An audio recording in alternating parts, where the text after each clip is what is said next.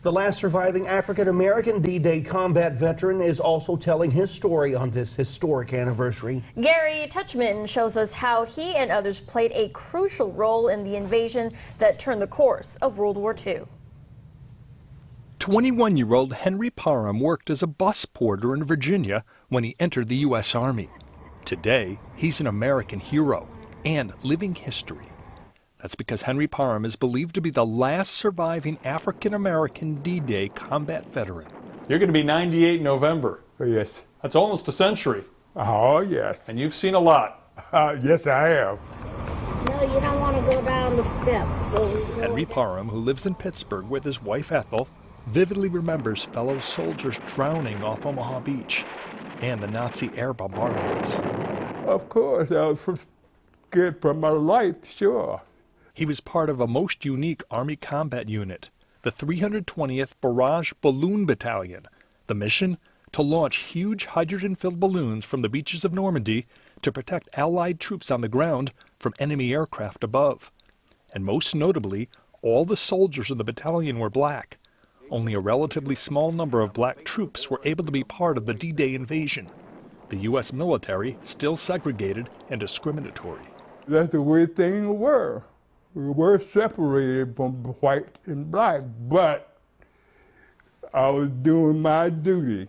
He has always tried to focus on the positive. When you came back home after the war, fighting for Americans' liberty, fighting for freedom, and realizing when you got back, you still didn't have that same liberty and same freedom that white Americans had.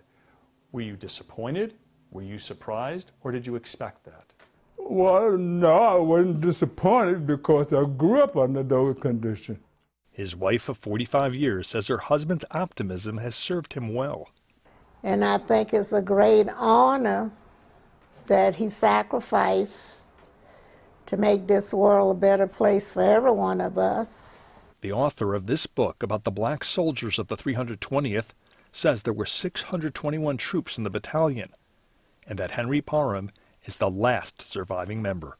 You're gonna have to try to find whatever. After being modestly quiet about his World War II experiences for decades, Henry Parham has now received accolades and medals, including the prestigious French Legion of Honor Award. I thank God that with all the accolades that are going around, that he's alive to witness it.